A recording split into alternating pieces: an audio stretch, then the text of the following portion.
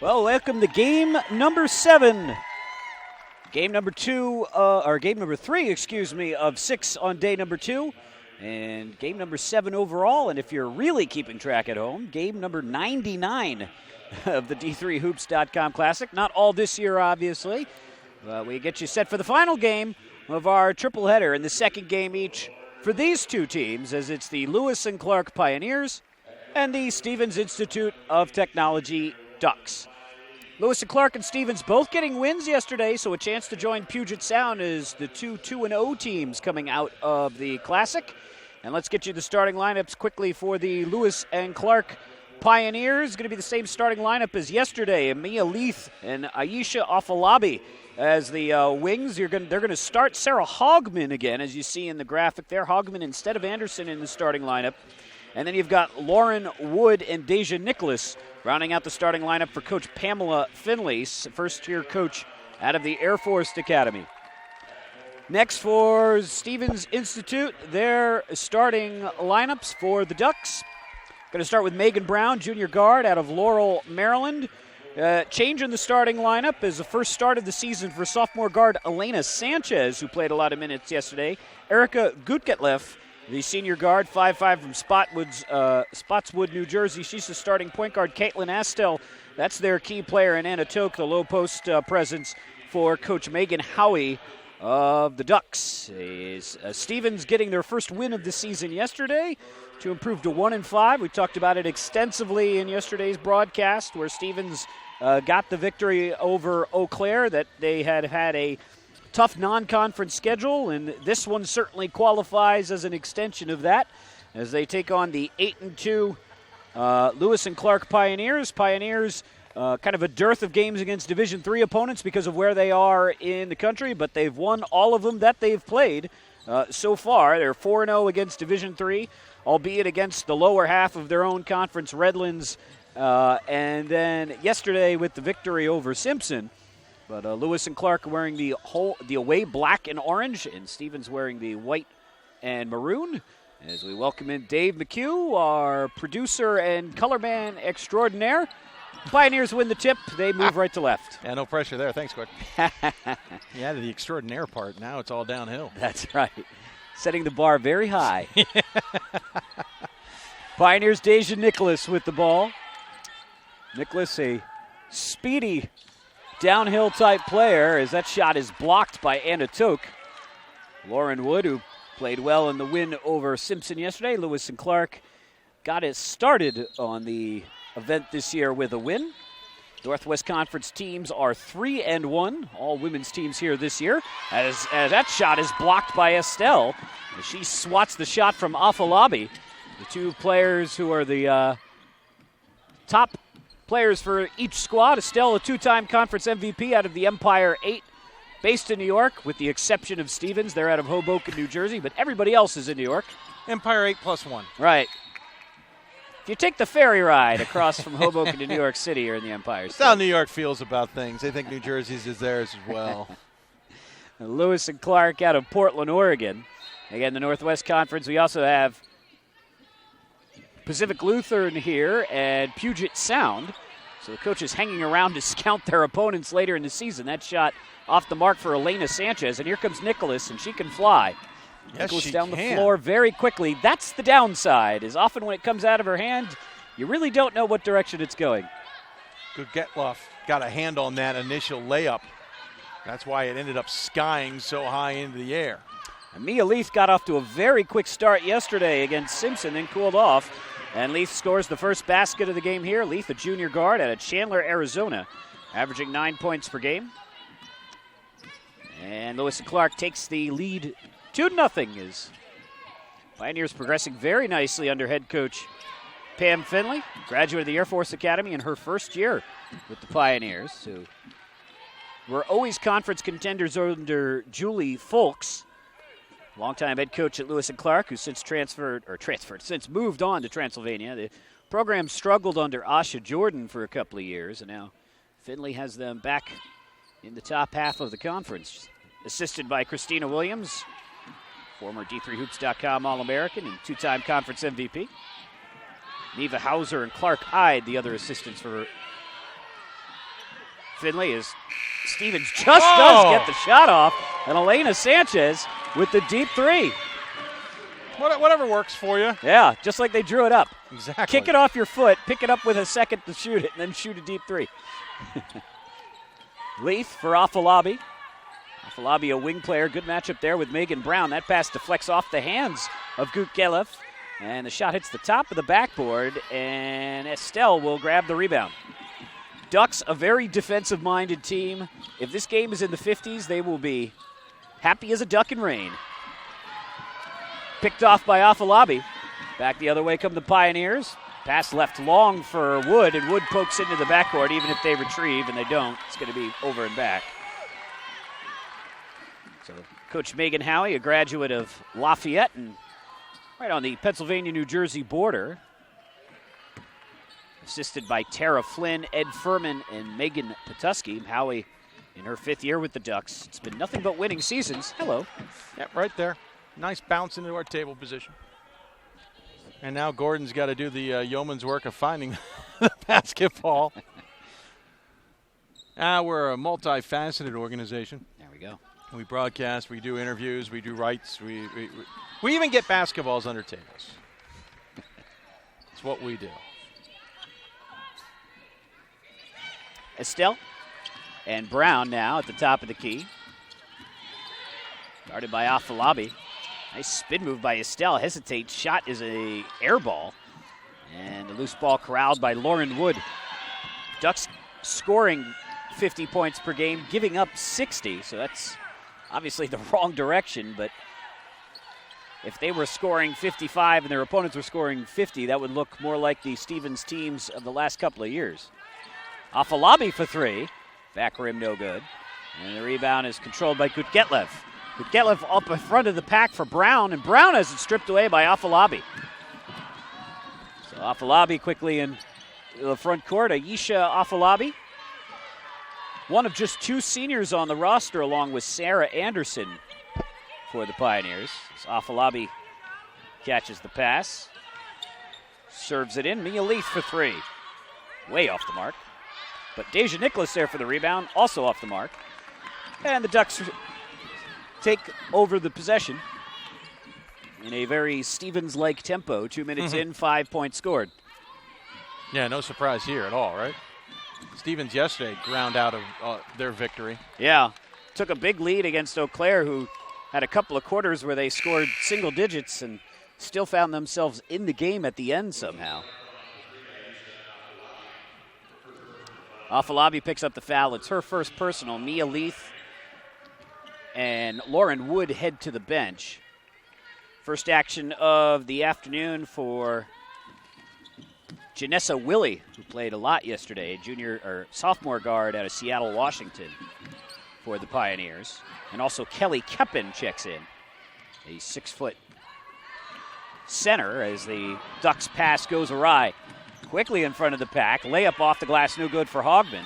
And here comes Sanchez, and the Ducks quickly bring it back into their side of the court, leading 3-2. 5:34 to play. Gutgelef for three, no. And good box out by Kelly Keppen.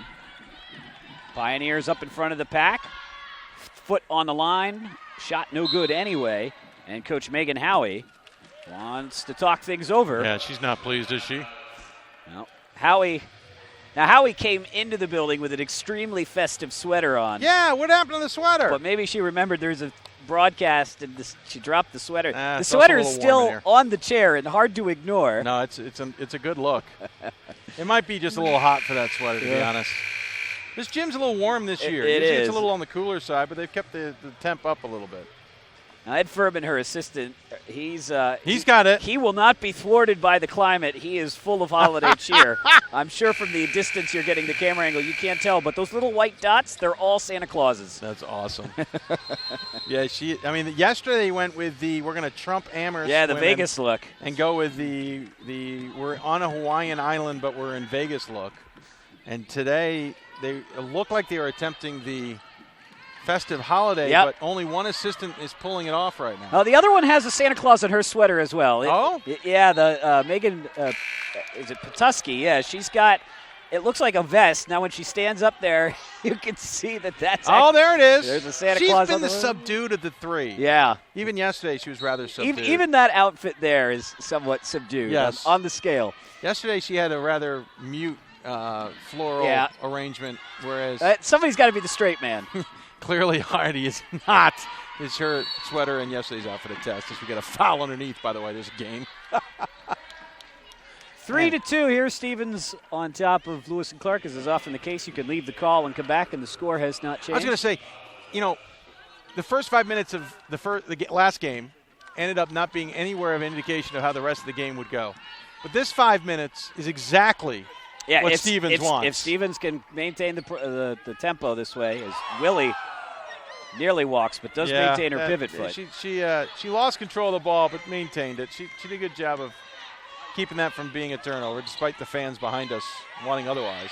Sienna Ochoko has checked into the game for the Pioneers. She started most of the games last year, played her first action of the season yesterday, I believe due to injury. Not entirely certain, but that seems to be the suggestion. And Janessa Willie powers to the rim, lays it off for two, and the Pioneers take a 4-3 lead. Nichols almost caused a turnover there, lost control of the ball, then threw up a horrible shot as the clock was winding down. And we got a foul away from the ball. Nicholas plays about 90 miles an hour, but frankly, her shooting ability is somewhere in the 50 to 60 miles an hour, and she gets way ahead of herself.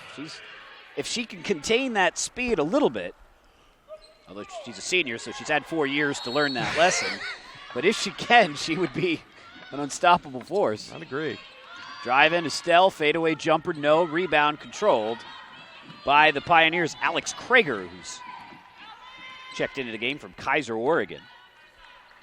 Sophomore guard. Krager looks to the left. She's got Willie to her left, but we'll give it off to Ochoko, Natalie Kelly, who's just checked into the game. Kelly with a high arcing scoop teardrop shot. Clanks off the rim, and Megan Brown with the rebound. 4-3 Lewis and Clark. 3:35 to play in the first quarter. Lob pass down low, and the Ducks have one made basket, and that was on a desperation three. And that's it. That's their offense. 6+ minutes into the game. Wild drive, and a blocking foul will be called as Toke gets run over. Toke tried to bait, I think, the officials into that one. She was out of position, stepped into the play, tried to look like she got rolled over. I think it's a good by the officials not to buy into that one. Coach Howie did not offer her much verbal support in contesting of the foul. So, kind of reminds me of Coach Schauer yesterday in the Wheaton game. Yeah, he was a beaten man. Well, but early in the game, one of his players did kind of the same thing. Got a step late, tried to get over for a block, and his reaction from the bench is, "Why do you keep doing that?" Clearly, it's been a conversation maker. Krager with the point off the bench. Lewis and Clark with a 5-3 lead, 3:15 in. Oh, I'm putting it on the wrong side. That's my bad. Good Ketleff. Correct. For Estelle. Zoe Hahn is checked into the game, wearing the long sleeves for the Ducks. Freshman 6-foot wing. Brown hesitates. Shot is blocked. Good recovery by Ofalabi, who after a short break is back in the game. She got beaten and got back with those long arms to get the steal. It was very well done. Ofalabi leads the team in points, scoring, assists, or steals and rebounds as Janessa Willie flashes to the rim for two, and Lewis and Clark on a 5-0 run has a 7-3 lead. Brown. Over for Hahn, who goes across the defense for Estelle. Estelle will take most of the shots.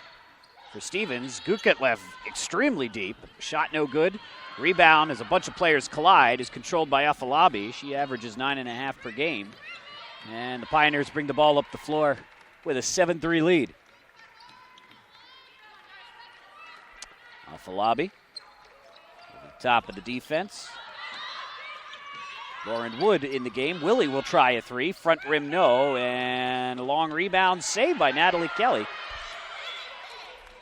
Nice job by Kelly to save it, keep the possession alive, and then the long-range jumper is good for Lauren Wood.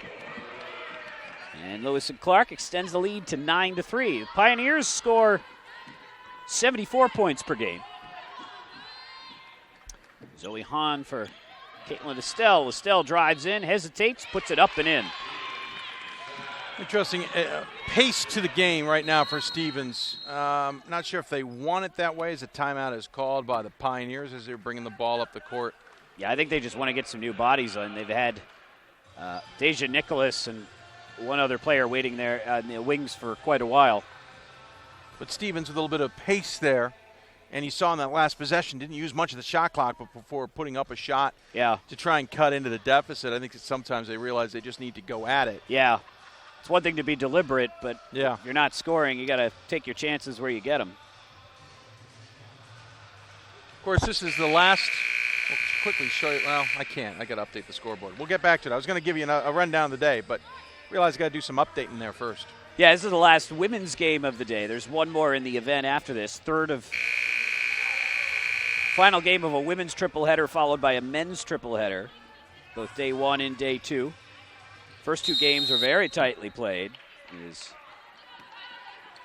Co pulled out a narrow victory over Pacific Lutheran, and then Puget Sound needed overtime to take care of Simpson, who showed a lot of grit despite losing their top player, Noreen Morrow, in the first quarter to an ankle injury. Afalabi outside to Leith. Leith's jumper off the mark, no. Afalabi for the rebound. And Afalabi with the follow. Nice touch from Aisha Afalabi.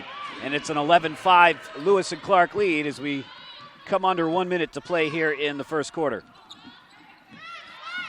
Nice save there by the Ducks' Allison Criswell, who's checked in. Freshman guard from Arlington, Virginia. Criswell takes the shot, no good. Brooke Stoddard's putback was uncontested, but still 2 feet off the mark. And here comes Deja Nicholas. 1,000 miles an hour again. Outside, look, open three is good.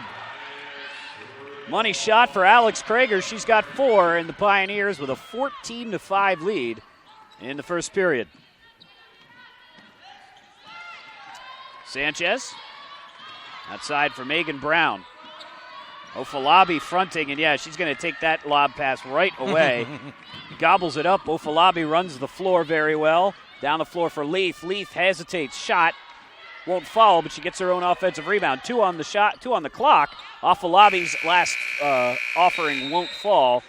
And a very effective first quarter for Lewis and Clark comes to a close. Pioneers with a 14-5 lead at the end of 1. And it finally at the end there kind of broke away from what Stevens was trying to do. Stevens obviously was trying to control the tempo just a little bit there, and Lewis and Clark in the end finally got a little bit more say in the tempo and controlled things a little bit better, and as a result they've got this 14-5 lead. And Gordon, as you mentioned, this is the 3rd game of the day, 9th game of the event, as we take a look at what's already happened today here at the D3Hoops.com Classic on Game 2. We started the day with that 62-60 win by Co over Pacific Lutheran. Came down to a last-second shot that the Lutes were unable to pull off. Last game, Puget Sound and Simpson. Puget Sound's first 5 and last 5 minutes of the game was apparently all they needed. Yeah.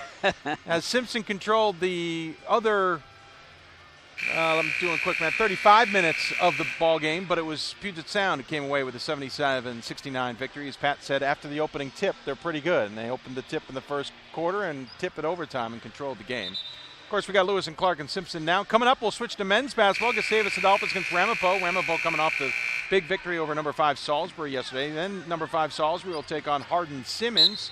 And then the nightcap is Wisconsin-Eau Claire versus UC Santa Cruz. And then we got 2 more games tomorrow. Of course, all video links on D3Hoops.com. One other score to keep an eye on for you for the Northwest Conference fans, where Lewis and Clark is from. George Fox playing Trinity of Texas in San Antonio today. 2 top 25 teams, as that shot is an air ball for Stevens. And Trinity of Texas, or we'll just call them Trinity for short. There are other Trinities, but they're not as good at women's basketball.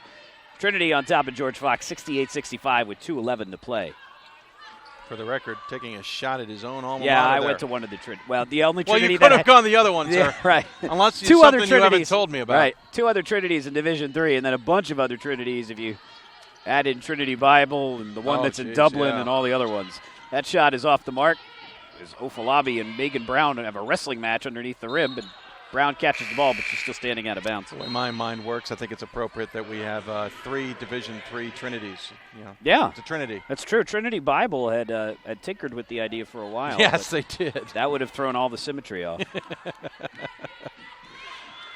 14-5, Lewis and Clark here. A little bit of a zone here from Stevens. Open look, Maya Leith. Didn't want it. Nope. Drives in, finds a spot she likes, cans the jumper, 16-5. Leith with 4 points, and at this point there are any number of players for Lewis and Clark who have almost as many points as Stevens does as a team. She knew better than we did. She passed up the open look and stepped inside instead from about 12. Ducks trailing 16-5. And again, they've got a nice shot from Estelle and a desperation heave, and that's the extent of their offense.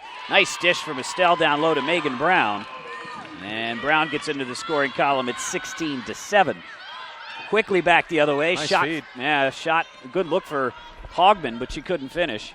One problem with Stevens has is they're going to get into these games, and listen, the conference are going to get into them too, where they're deliberate, but their deliberateness is going to put them deep in holes. Yeah, you wonder if you get the feeling with their offense once they get down 10, it's over because they just aren't going to score that much. Yeah. Obviously early in the game, so not over here, but 10-point leads in the fourth quarter look kind of insurmountable with their offense. They're almost too deliberate. They're not willing to change strategies and go up tempo, and I think that's a little bit of why they started 0-5. Nicholas drives, Wow. Got it, count it, she'll go to the line. Yeah, the one advantage they have is the next best team in that conference, Ithaca, plays exactly the same style. Yeah, true. But, when they get down, well, say, for instance, 18-7, it feels like a awfully large hill to climb. Ithaca's off to a good start this season as well. Had their head coach on Hoopsville a few weeks back. Nice to talk about the Bombers again. They had kind of gone through a couple years of, by their standards, a lull. Yep, those have been the 2 strongest teams in that conference for a little while now. St. John Fisher's been pretty good, too. Mm-hmm. There's a foul. Whew, big collision at midcourt. And the Pioneers are going to bring a couple fresh bodies in here.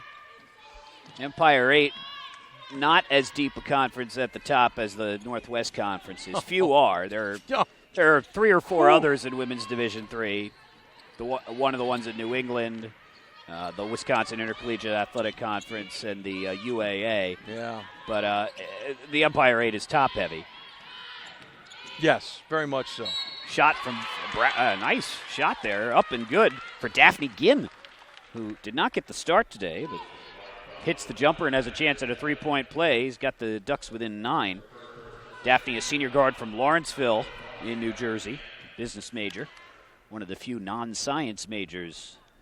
Yeah, that's a rarity. It's Stevens Institute of Technology is the full name of the school, and that is just a descriptive one. 1-3-1 here from Stevens. An extended 1-3-1. Willie to Kelly. Kelly, an open jumper, knew she left it short, about a foot short. And here come the Ducks the other way. Zoe Hahn has a size advantage there on Ochoco. Rotated around for Sanchez instead. Sanchez crashes to the rim. Got it. Count it. She'll go to the line. Nice angle there from Elena Sanchez. And some of the lower scoring Ducks getting them back in the game. Sensing a little more urgency on the last couple of possessions, attacking the rim.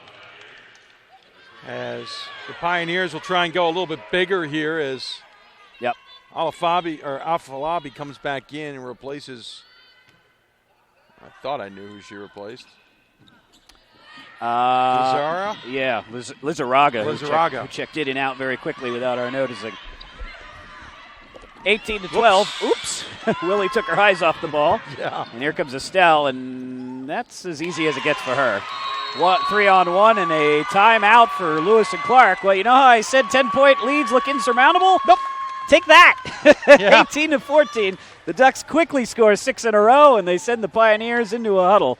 This is why we bring them up, though. We're looking for the game to close, and so we mentioned about how they're insurmountable. Yeah. And boom, it closes the door. It's the intentional jinx. What's that? Lewis and Clark off to a very good start. They're 2-0 in conference. But the 2-0 is against two of the teams they need to beat. The way that conference shakes out, you've got really 5 teams that could win it now. George Fox has won it consistently. Puget Sound, who's been their closest contender over the last few years. Whitman is ranked in the top 25. Whitworth is very good. And Lewis and Clark has returned to what they had been a few years ago. And then you've got Pacific Lutheran, who played pretty well here today, but is 1-9. And Linfield and Willamette rounding out the rest of that conference. And with that many conference contenders, boy, you really got to go 8-0 against Willamette, Pacific Lutheran, and Linfield. And so far, Lewis and Clark is a quarter of the way there. They have wins over Linfield and Pacific Lutheran. 72-72, by the way, in that George Fox Trinity game. Oh, boy. 39 seconds to play in Texas. Those two teams have traveled back. It's in Texas. Yeah, those two teams have traveled back and forth to play each other over the holidays the last couple of years. Afalabi, that's a nifty dance move, but not allowed in basketball. She's like, I need a second help here. She's like, I don't trust. Okay, I'll trust you. That was pretty good from Afalabi. I talked with Afalabi. She would rather have done a root canal than do the interview. But she has a great personality. She's very funny. Oh, you can see it there. She just does not like being on camera. Estelle went to help her up, and she's like, no, I really think I need a second hand. I need a second hand. And then she goes, okay, I'll trust you. Oh, travel from Estelle. Afalabi told me that in addition to Lewis and Clark, she had looked at Cal Poly. Makes sense. From West Hills, California. She had looked at Grambling, where she was recruited to play. That's on the other side of the world for her. Division I down in the South. And looked at Pepperdine, which also makes sense.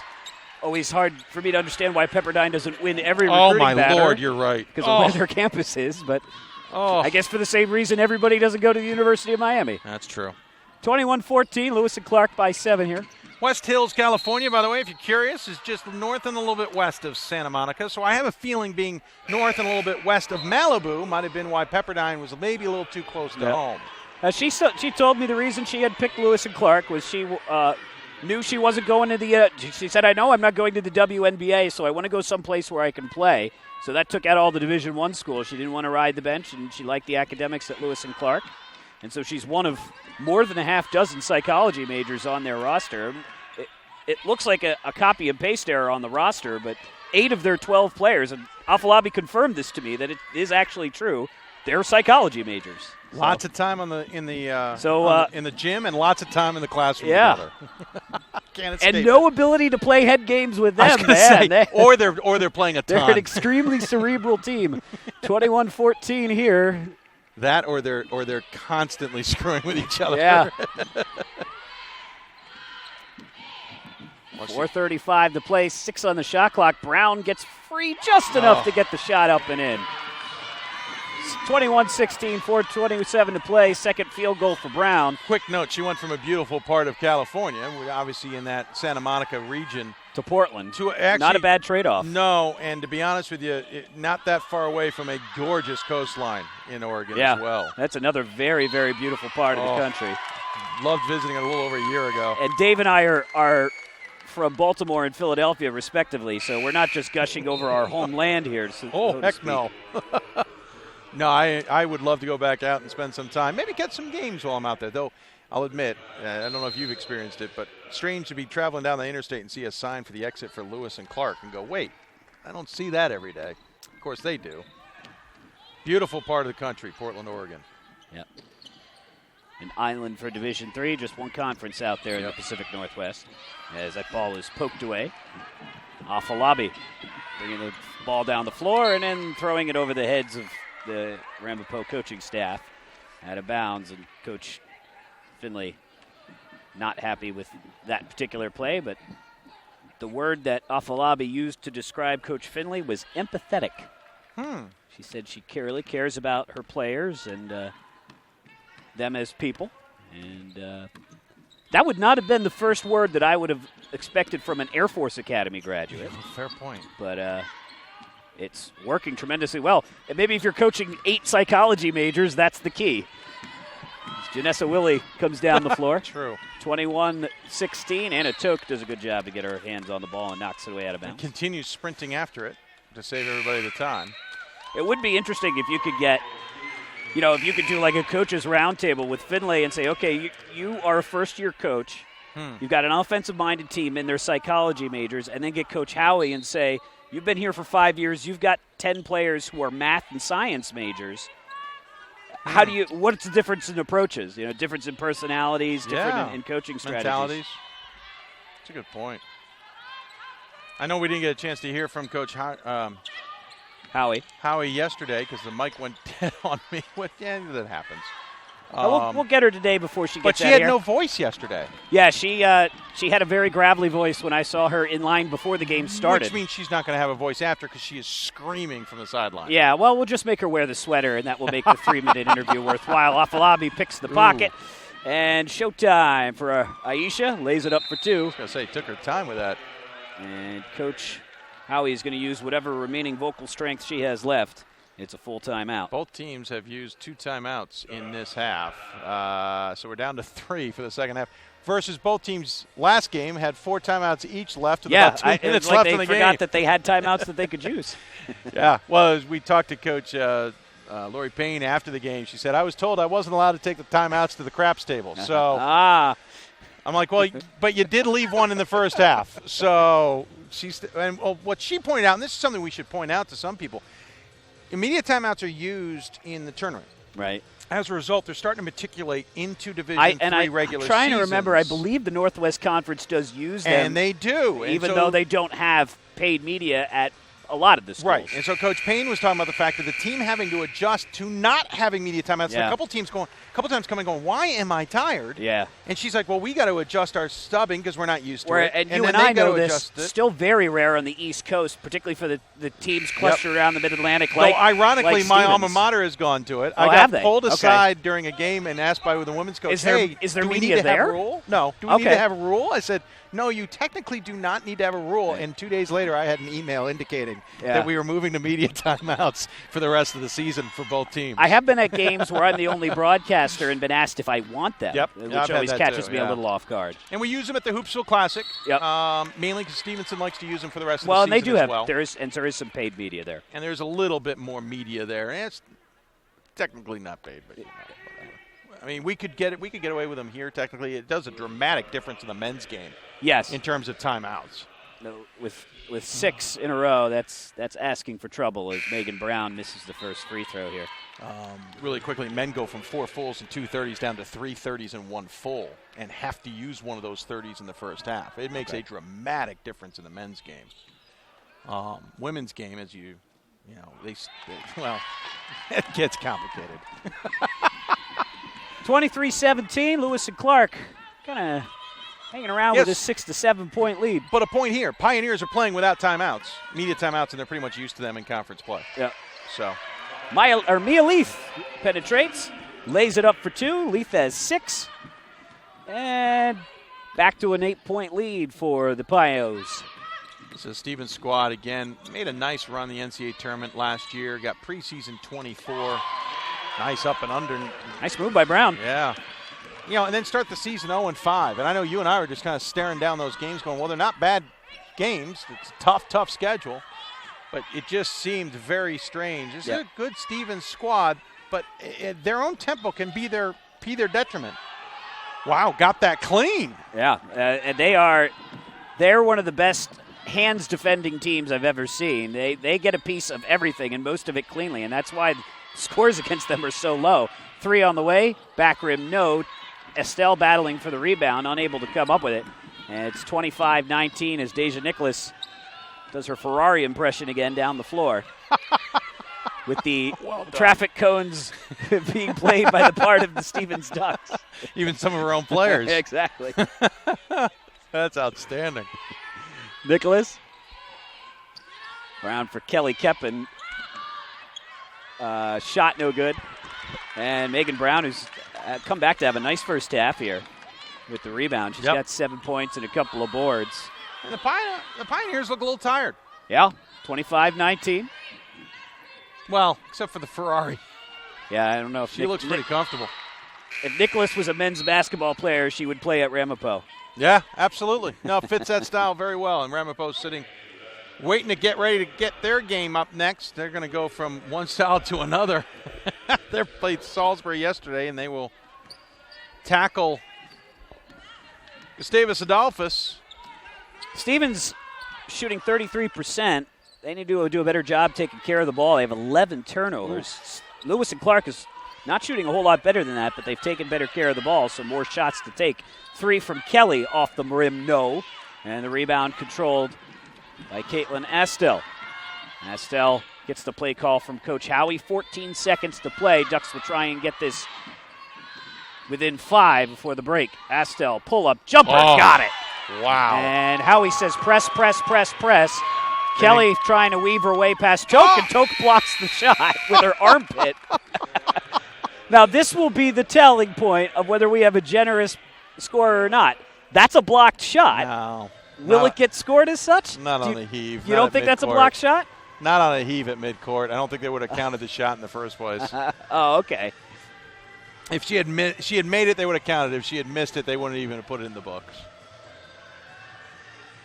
Let's see what the live stats here is. I suspect you're right, but let's see if they even show that as a shot. Nope, you're right. Yeah. Usually heaves don't get the due diligence of even getting a shot. But a nice job by Astel there to get the basket, and Stevens still very much in this after a rough first period. The Ducks win that second period 16-11, and they're within 4 at the end of our first half. We'll take a break and come back in about 12 minutes or so. We'll get you stats from this game. We'll get you a scoreboard check of the other Empire 8 teams in action, and we'll get you ready for the second half. This is the 7th annual D3Hoops.com Classic.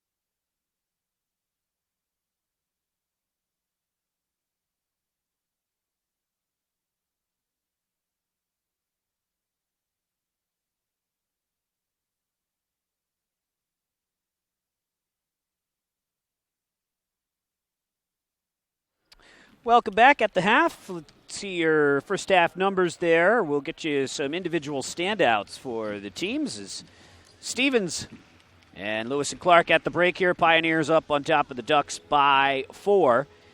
Balanced scoring once again for Lewis and Clark, led by Janessa Willie, who came off the bench to score 7 points. She played very well off the bench yesterday as well. 7 points on 3 for 4 shooting, including a 3.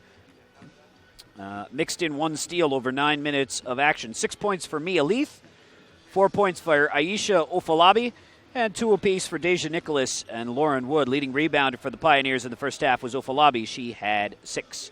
Stevens led by Megan Brown. Brown with 7 points on 3 for 4 shooting, 1 for 2 from the free throw line. She also had 6 rebounds, second on the team in that category. Really, all of the numbers of note coming from 2 players for Stevens. Megan Brown, 7 points, 6 rebounds. Caitlin Astel, 6 points, 7 rebounds.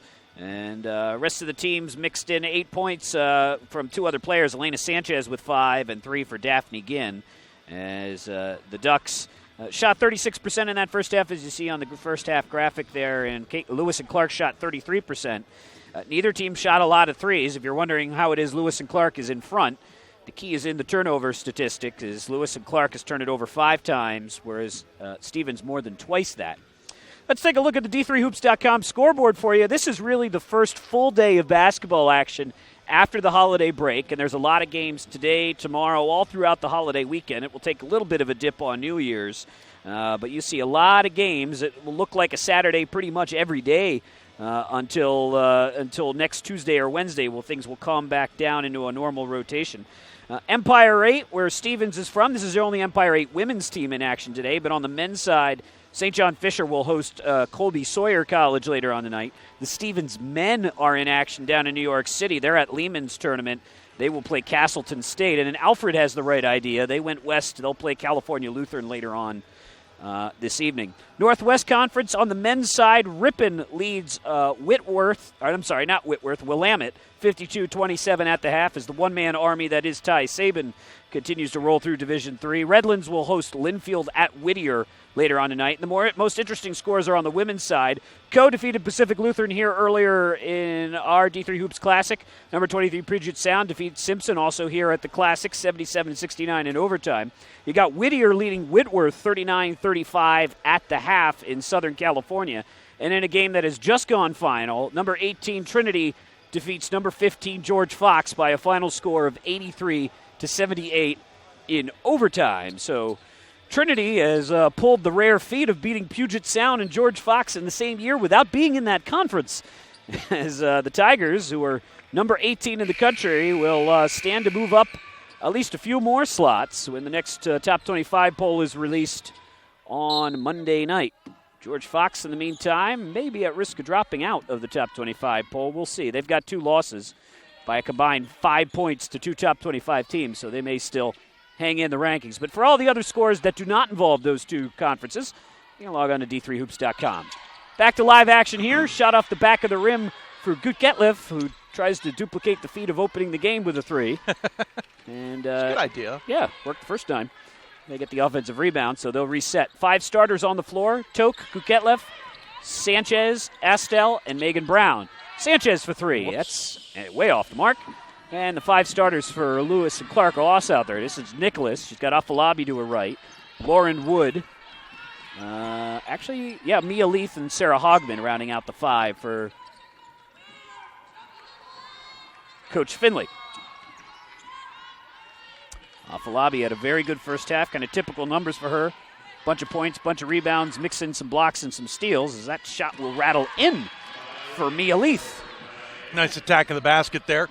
Putting the shot up before the defender got to her. She is a real smooth-looking player. She's got extremely long arms.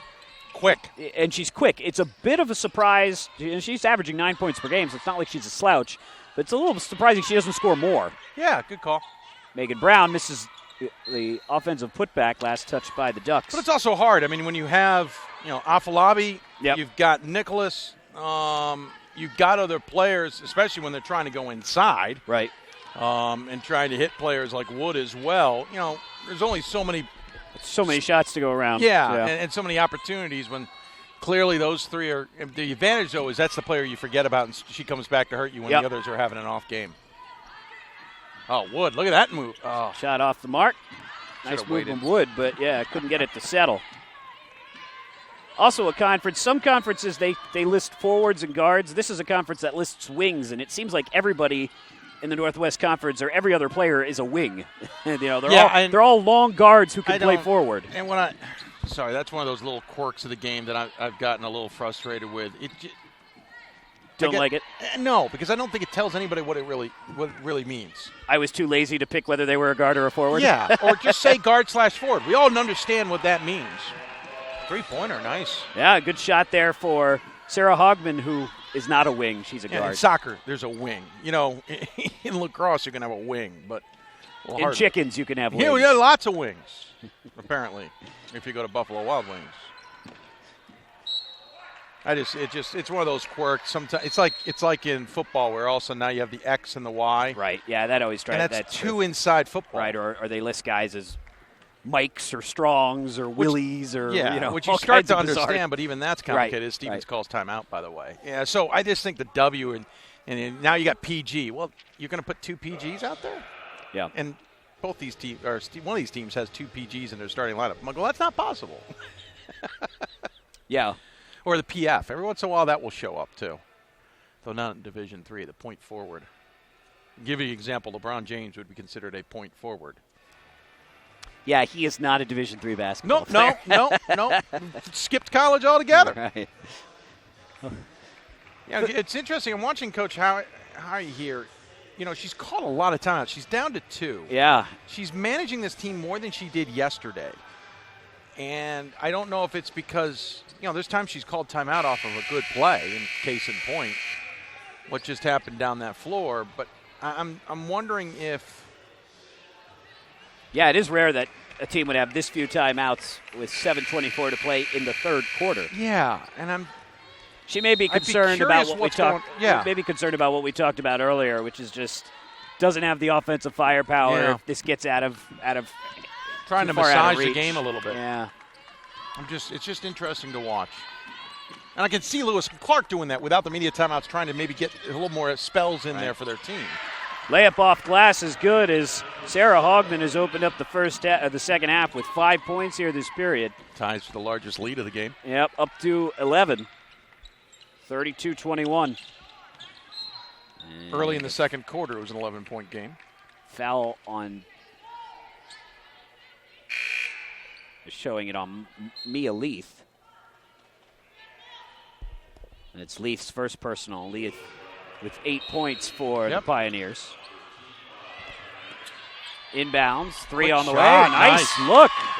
Basket is good for Megan Anderson, who's... I almost wonder if teams like Lewis and Clark, anybody who plays Stevens, who get so used to them being methodical and deliberate on offense, end up leaving players like that open on plays because they just don't think they're going to shoot off the bat. Well, understandable to do that. That's the first shot of the year for Megan Anderson. Well, in that case, I would have left her open too. She had the element of surprise. Yeah, I would have left her open. I would have clearly didn't need to be covered. 32-24. First points, obviously, for Megan Anderson as well, who's only played one other game before this weekend and did not play yesterday, as that shot is up and in, and some of the Ducks reserves here getting in on the fun. Allison Criswell for 2 points. And how did Simpson get back into the game? Yeah. It was the reserves. Every once in a while, you get those reserves out there. I was a reserve when I played collegiate sport, and we took pride in going out there and executing and trying to help your team. Well, this is a mix of one starter and a bunch of reserves against the starting lineup for Lewis and Clark. Yep. So this is an interesting matchup that's working so far for Stevens. And this is dangerous if you're Lewis and Clark because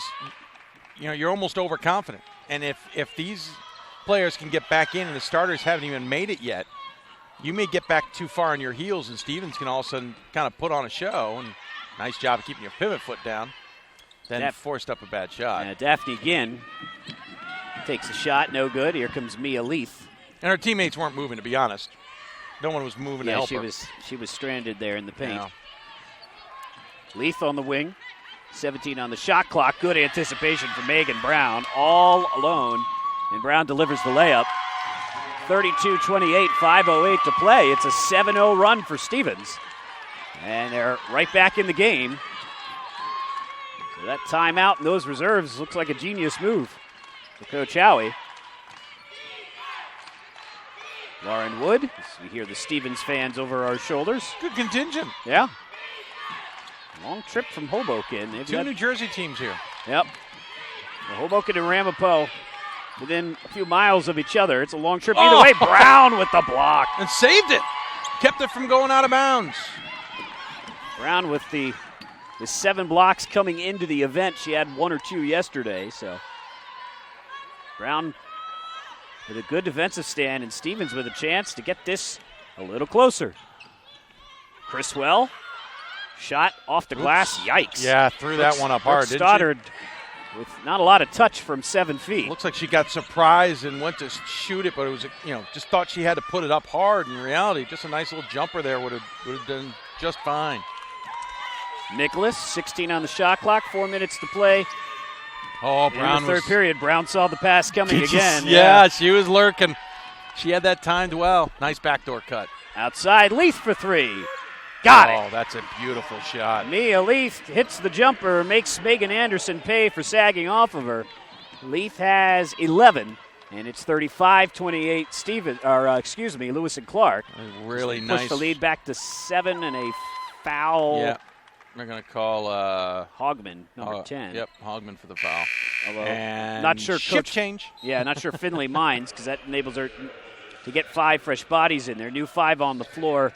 Well, you almost wonder if the same mentality here for Coach Finley is out there going, well, if the reserves are doing so well for Stevens, let me get my reserves. Let me give this there. a try, yeah. So now it's more reserve, though, out there for Stevens now is Toke. Yeah, Stevens brings Toke back in. Which now is a matchup Toke needs to take advantage of. And she tries, and she does. Anna Toke over the top of the defense.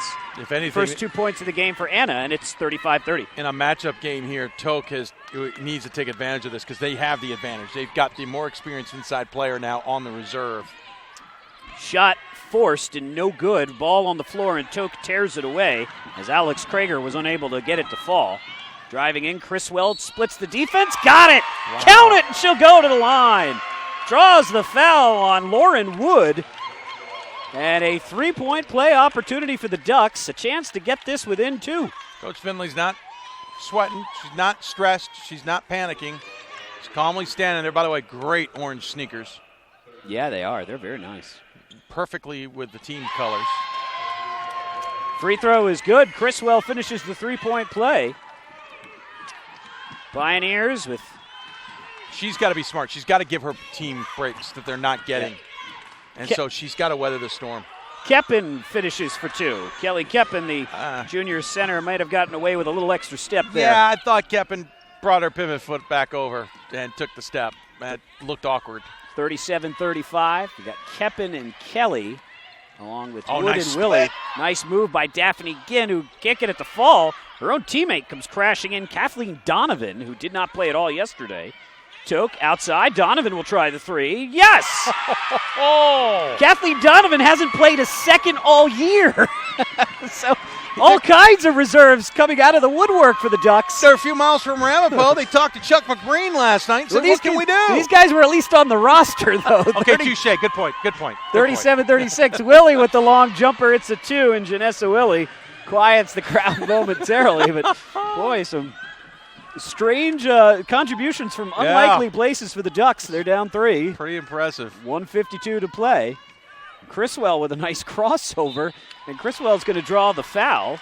And she's bumped by Rachel Cox, who played real well yesterday, and this is her first action of the day today. And Lewis and Clark's going to try and now stem that tie as Afalabi's getting ready to come back in, and she's joined by Wood at the scorer's table. Allison Criswell.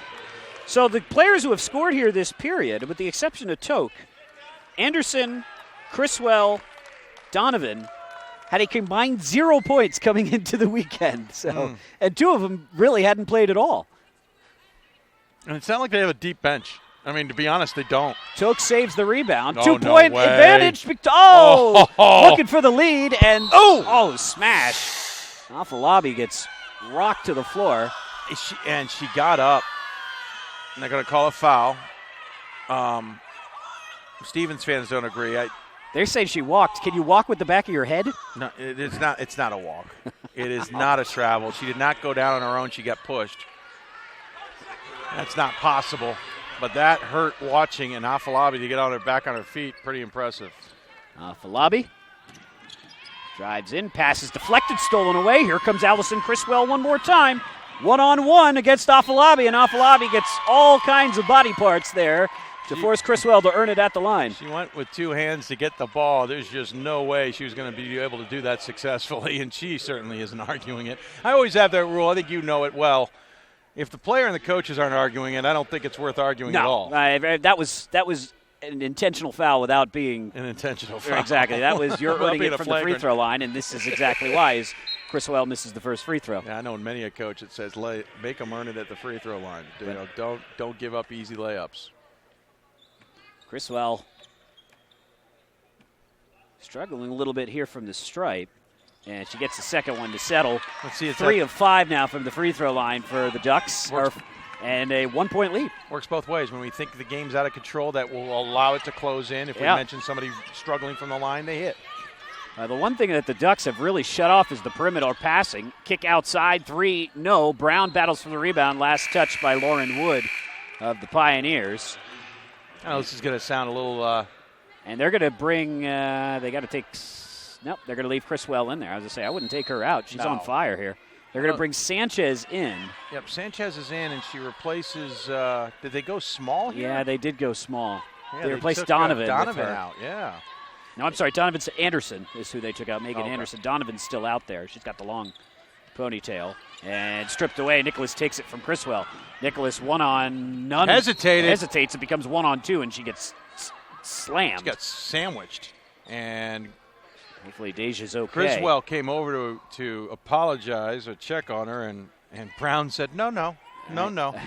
Well, I will give Nicholas credit for this because we've been poking her on this all week. She slowed down. Yeah. Rather than trying to go at Mach 3 to the rim, she slowed down. I will take the counter and say that slowing down created the contact that may not have been Let's see if she gets points here because – okay. Well, so far it's because so far her MO is go really fast and throw it off the glass and turn it into a defensive rebound. She almost took the extreme in the other direction. She slowed down too much and allowed the defense to catch up. If she gets one, we'll call it a wash. Yeah, find it in the middle somewhere. If you can keep your pace without slowing it down. All right, so now it looks like a bad idea. 39-38, 48 seconds to play. Just a quick little note. I've really appreciated the sportsmanship this week. We've seen a lot of players opponents checking on opponents in this, and it's been great to see. Hard-fought games that are not. Oh, Falabi. Oh! Brown smack. Well, the fans wanted to travel again, but Falabi was just transferring the ball down the floor. She tipped. Nice play. Volleyball, a little volleyball set play. Yeah, just one technical foul this weekend so far, or week, and that's it. Wheaton's coach picked one up last time. Oh, right. And the one I But, should have remembered. Right. And I think he was earned that. asking for it. Oh, he was. Without asking for it. He had said a comment earlier on that got my attention, and I was like, well, he hasn't gotten one yet, and I was just waiting. He was trying to instill a little bit of fire in his that didn't slumbering work. team. No, it did not. Let me try one more thing. Second free throw coming here for Leith. That one worked. Pushes it back to a 3-point lead, 31 seconds to play. Ducks would love to get one more basket here and get this down to a 1-point lead. Wouldn't say no to a 3 either, obviously. Absolutely, especially they've been shooting well from deep in this quarter. Criswell. In the hands of Toke. Toke pull-up jumper. Won't quite settle for didn't it? Good look, but here comes Nicholas. And Nicholas quickly up ahead of the pack, and Megan Brown takes it away. It's 3-on-1. Brown running the break. Oh, what a stop by Willie. Yes, Brown needed to give that off. She was on her bad hand. Leith for 3. Not quite. I thought maybe. Brown was awkwardly going down the floor. She's right-handed, and she wanted to switch hands and couldn't quite figure out how to do it.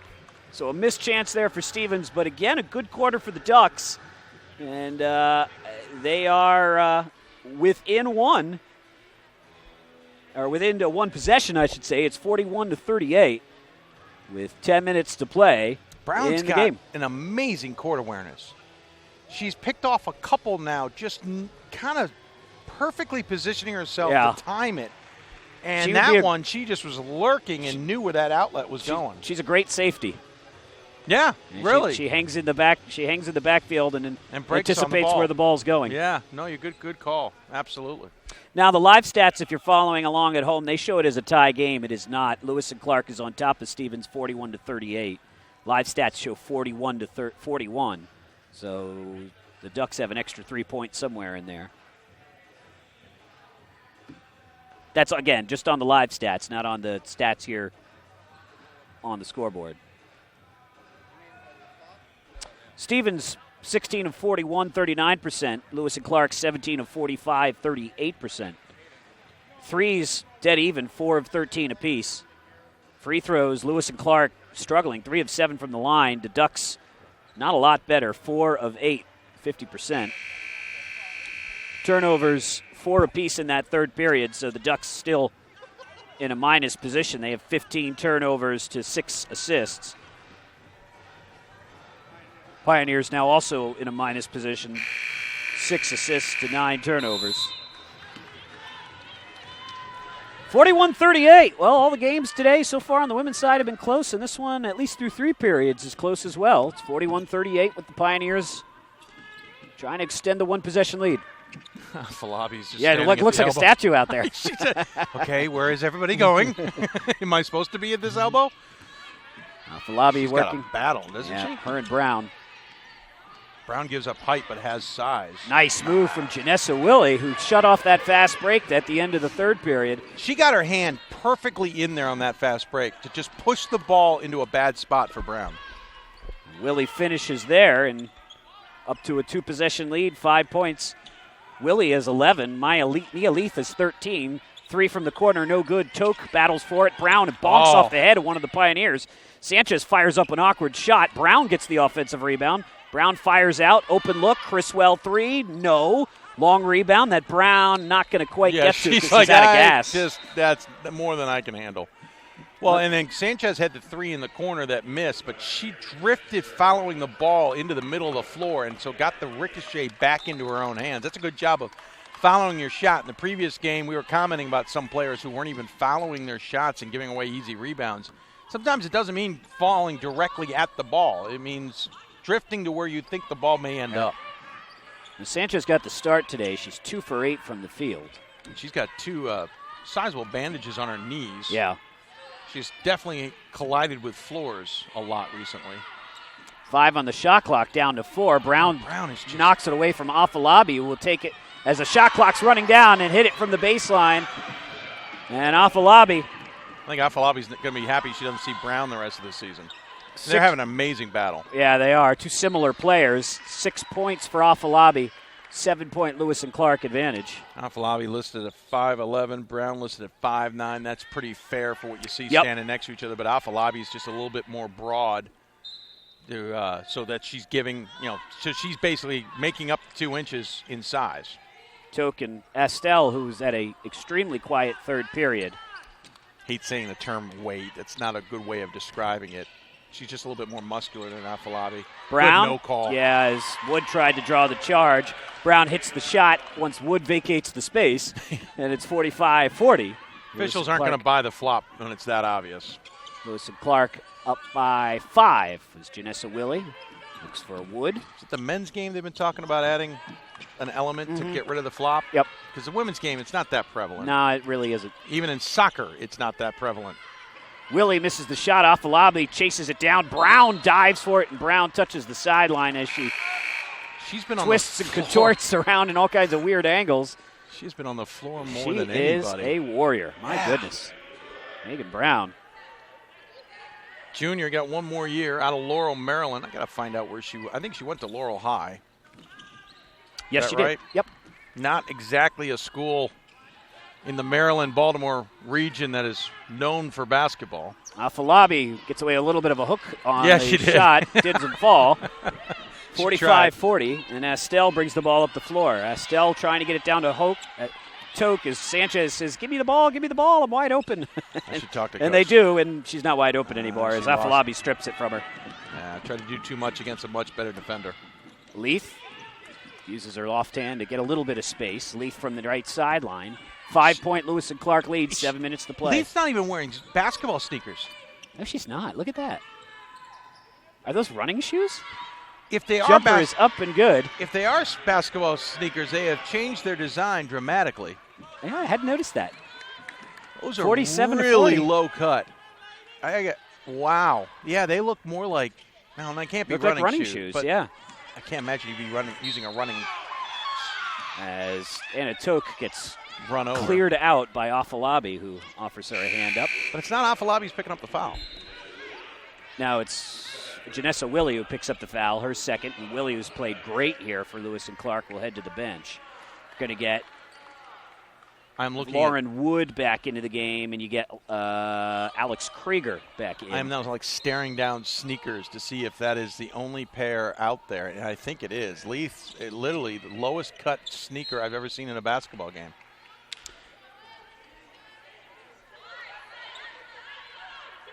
Brooke Stoddard is checked back in for the Ducks. I couldn't have worn those in this game.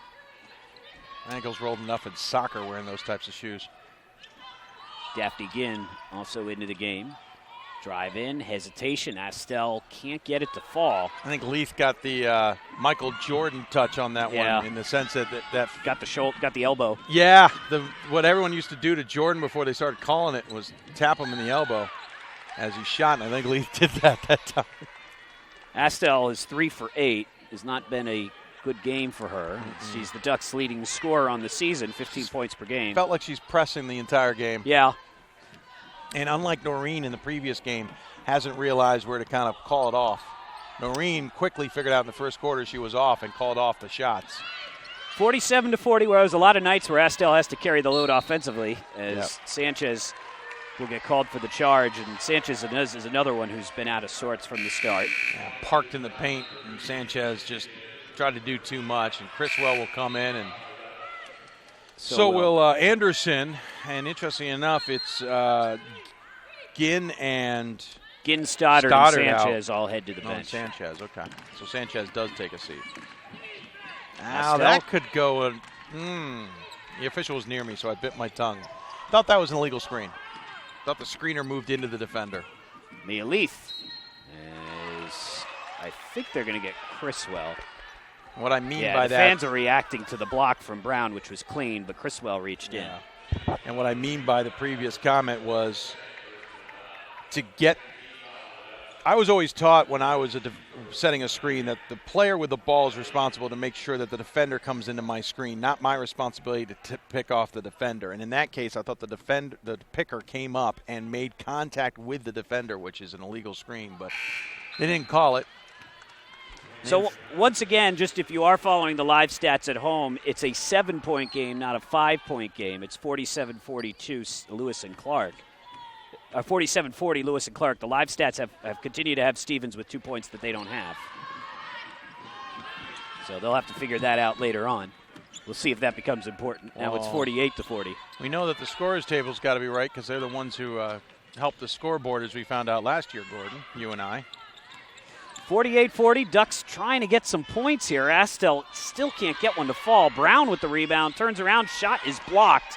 Nice job there by Rachel Cox.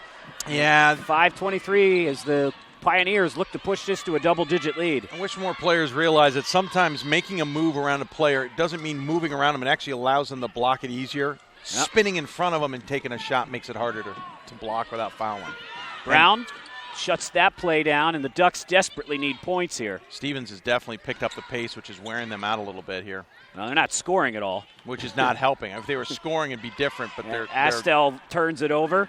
They're getting Leith comes out of the pile with the ball, and the Pioneers another chance to make this a double-digit lead with under 5 to play. Yikes. That is an air ball, and then saved to Astel, and Astel brings it up the floor. Reaching and poking it away to short-circuit the fast break is Sarah Hogman. That's a good way of saying it, sir. I like that. Might steal that for later. Well, but my point on Stevens is, they're putting all this effort in. They've got to get some points, or the exhaustion isn't worth it. The exhaustion with no points right now is just digging the hole deeper. So one more try here for Stevens, the try who's got 2 points this quarter. And they really do have 2 points, not just 2 given to them by the live stats. But down by 8. 3 from Donovan, way off the mark. And Toke with a veteran move that doesn't quite work, but tries to throw the ball off of try to tip it. Alex Krager while they were standing by the baseline. Yeah, try to do something like tip the ball enough to let it drift off of Krager's body. And Krager had great position to keep Toke from really being able to pull that off. 48-40, another chance for the Pioneers here, who aren't succeeding in scoring, but the clock is their friend, and it's running out either way. Deja Nicholas checks back in. Lauren Wood and Sarah Hogman. Jumper on the way, back rim no. Cox goes over the back. Yep. Fighting for the rebound, and that is the second foul on the Pioneers, so pretty obvious call. Imminent danger of it being a shooting foul. Sanchez checks in. We haven't been that close almost all game in every quarter. No. The free throws have been spare here. There's just been 17 between the two teams and none in a while. Astel swings over for Toke. Toke guarded by Wood. Tries the inside. Criswell, who had the hot hand in the third period, trapped on the baseline.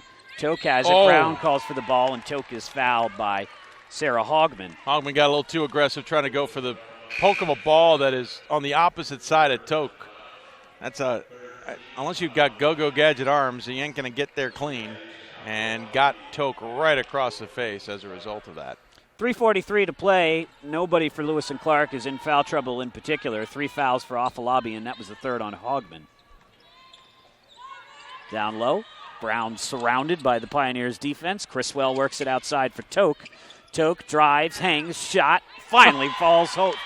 Bounce, spin, bounce, back in. And Howie's going to use one of her last two timeouts. Foul. There's no foul trouble for the Ducks either. They have, for as tight a defense as they play, nobody has more than 2 fouls, and only 4 people have fouls at all. Don't forget, we got 3 more games to go here on day 2 of the D3Hoops.com Classic. As this one is about to be done, but we've got, as we said, 3 men's games to follow. After this, we'll have Gustavus Adolphus against Ramapo, scheduled for 4 o'clock. It will start a little later than that. That'll be followed by Salisbury, the 5th-ranked team in the country, coming off of a tough loss to Ramapo last night. They'll take on Hardin-Simmons in the Cowboys' first game of the D3Hoops.com Classic. And then Wisconsin-Eau Claire will take on Santa Cruz in the nightcap tonight. Got 2 more games coming up tomorrow, 2 and 4 o'clock Pacific time. Pioneers with Deja Nicholas, Lauren Wood, Janessa Willie, Aisha Afalabi, and Natalie Kelly on the floor. Nicholas weaving her way between the players. Kelly for Willie. Willie for Kelly. Kelly has it smacked back down her throat by Anna Toke. Kelly Willie, Toke. 6 on the shot clock. Afalabi trapped in the corner, down to 2. Kelly down to 1 point. Yikes. Shot clock violation with an outstanding possession from the Ducks. That is everything they do well encapsulated in the 20-second span.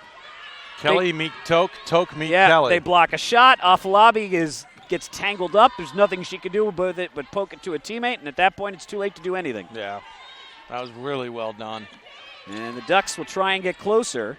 Toke bumped and fouled by Janessa Willie, who Willie turned her back. Frowny face at the call. Well, I'm not sure what Willie was doing. She had her front, and then Willie turned her back to look at the baseline. So I think she thought Toke was going that direction, and Estelle took off, and all of a sudden Willie has to back into her to keep her from getting all the way to the basket.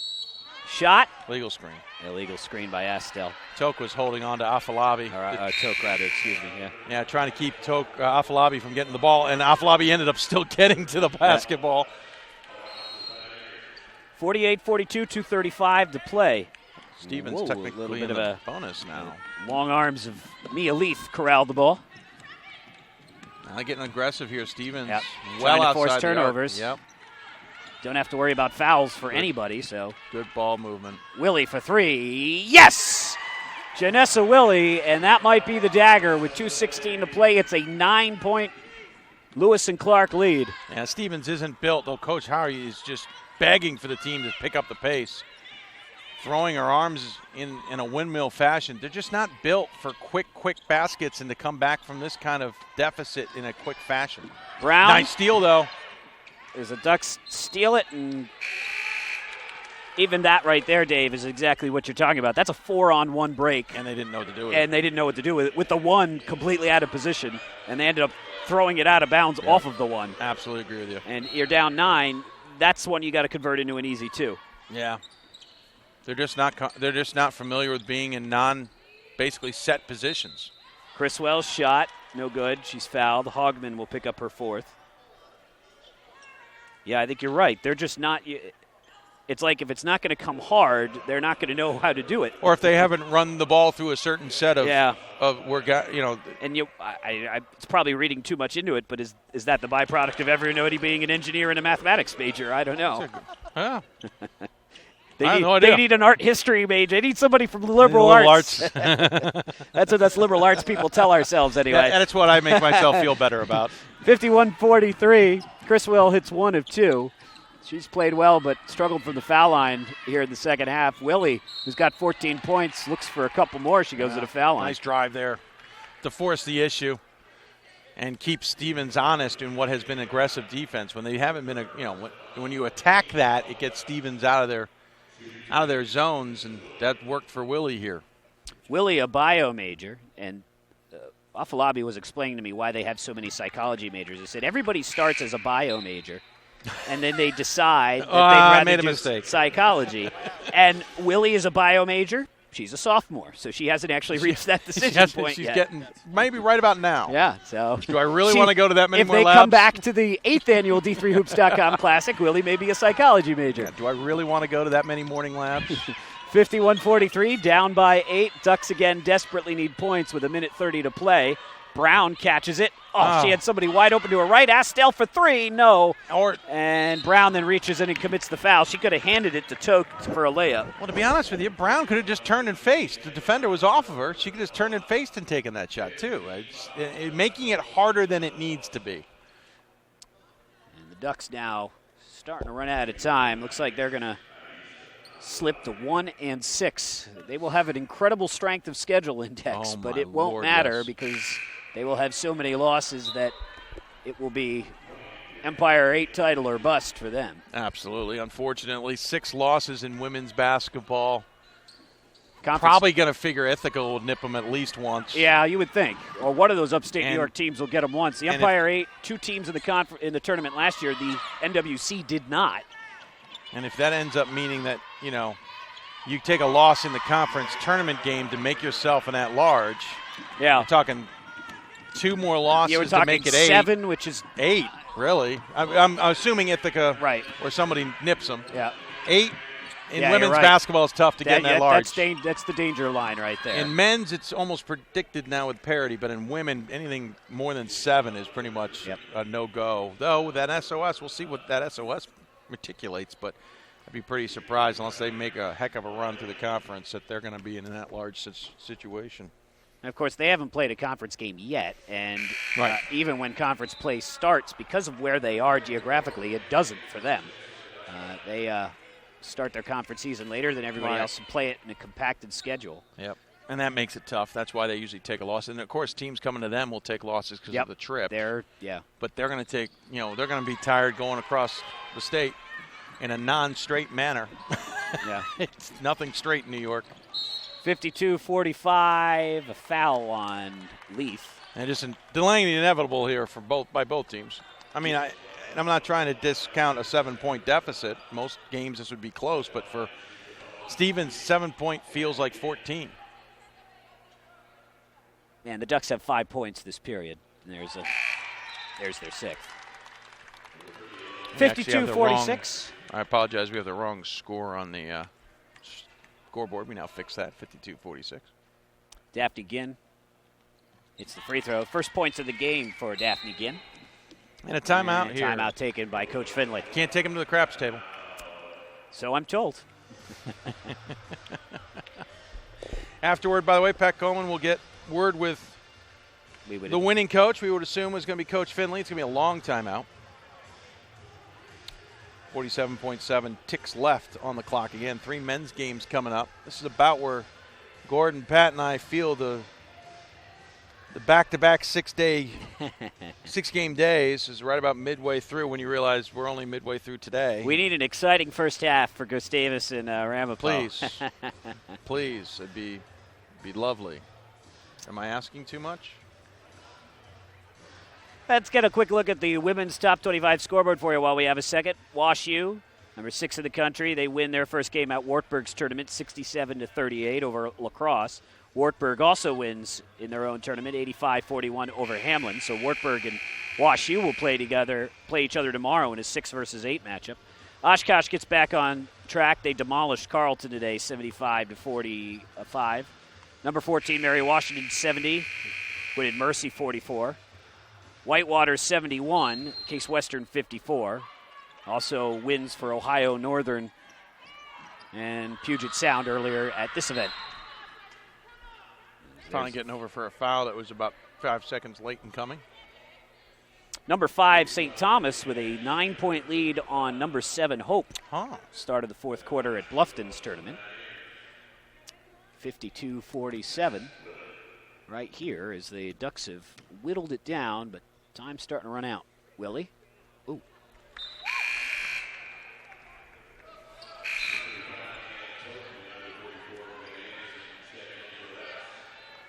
Well, offense-defense substitutions here for Coach Howie now. And Willie hits the second. Willie now with 15, as does Leith. And timeout taken by the Ducks. Is that their last one? That's it. They're done. 2 more for Coach Finley and the Pioneers. Yeah, this is, 6-point game. If they can get a quick 3 here. Yeah. Not that they're designed to, but if they can get a quick 3 here and then maybe get that pressure defense, and I'm quite sure that's the plan. Listen, here's how we get the 3. Now here's how we get the defense set up immediately and get the steal.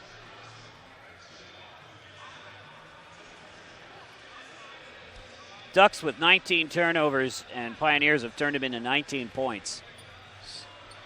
Other way around, the Ducks have turned the 11 Pioneers turnovers into just 5 points. Lewis and Clark up by 6. Ducks, as Dave mentioned a moment ago, need a 3. Not running that play. There, get it over for Sanchez, and Afalabi saw it coming. That'll end it. 35 seconds to play. Afalabi will just retreat to the sideline and get fouled by Megan Brown. And Brown knows it. That is it. She is done. That's her 5th. So Megan Brown with a valiant effort here today.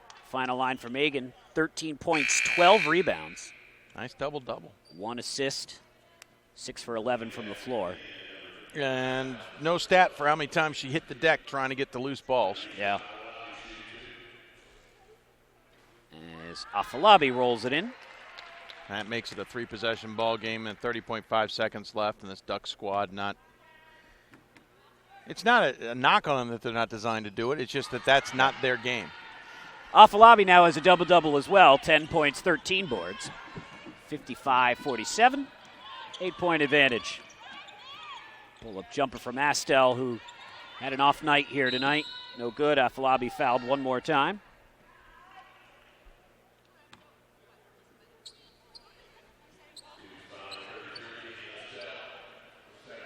Estelle picks up her 2nd foul of the game.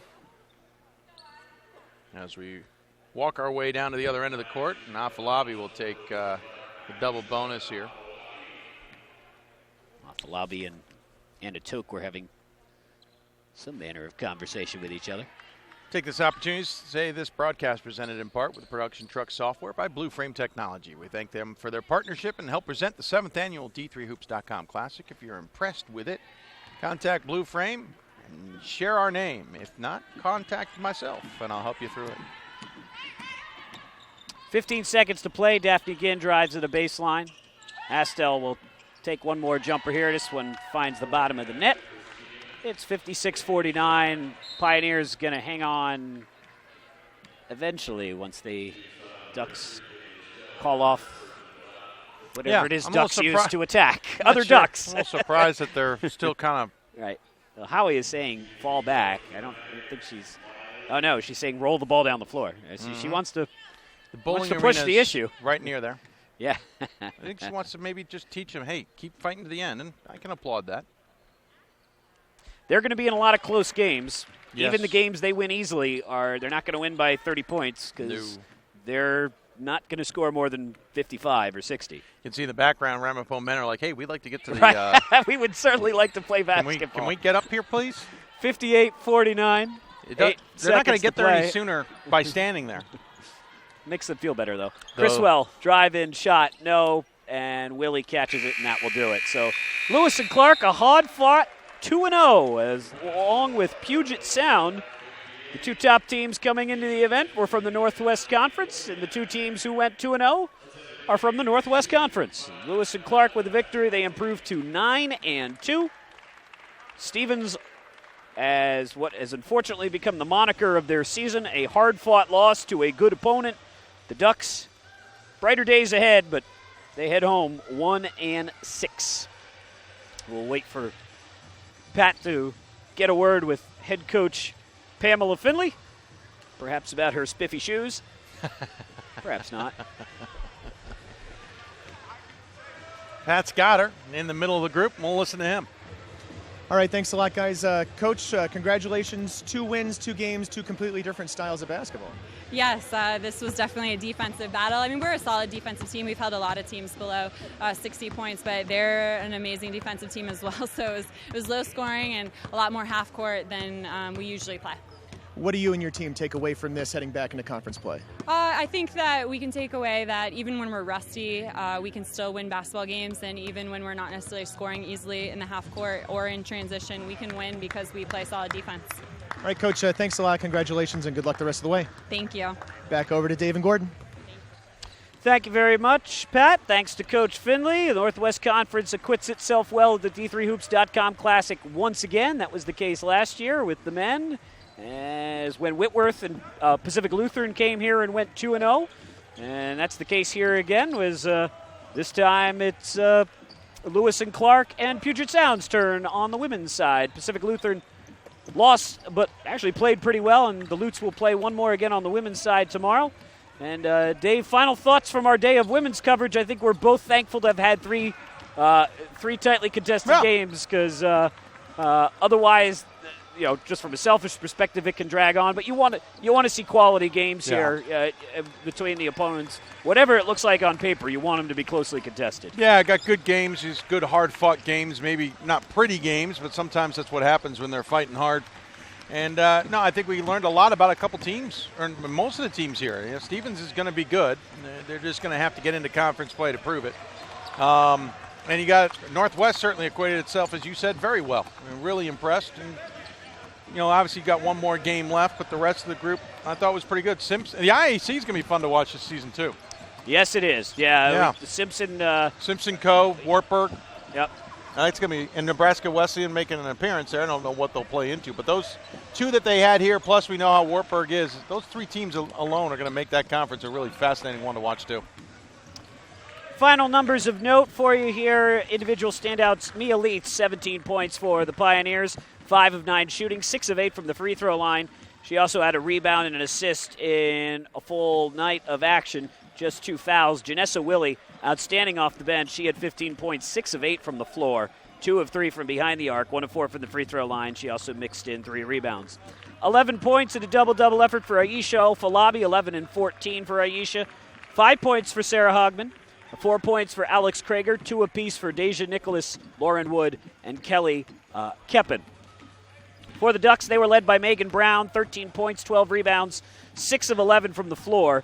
She fouled out. She also mixed in an assist. Caitlin Astel, an off night, the All-America candidate, 8 points, 4 of 12 from the floor. She did have 9 rebounds and 2 assists for the Ducks. 8 points for Allison Criswell, 5 for Daphne Ginn, 5 for Elena Sanchez. She got them early. And 4 for Anna Toke, and 3 apiece for Anna Gutkatloff and Megan Anderson. Stevens with the loss drops to 1-6. They head home. They'll have a couple more non-conference games before they get into Empire 8 action. Lewis and Clark, this does it for the end of their non-conference schedule. They get back into the gauntlet that is the NWC Conference. They head home with a 9-2 record. That'll do it for us for our women's coverage today. If you want to watch the gentlemen who are warming up play for real, it'll be Gustavus and Gustavus and Ramapo in just a bit. Give us about 14 minutes. You'll have to head back to the d3hoops.com index page or find the link some other way. But we'll be back as the Gustavus Adolphus Gusties try and slow down the Roadrunners. Ramapo undefeated and headed home with one more win with a very good shot to be in the top 25. We'll see if Mark Hansen's Gusties can take something out of them before they head back to Jersey. For Dave McHugh, Pat Coleman, we'll take a break and be back in about 12 minutes at the d3hoops.com Classic.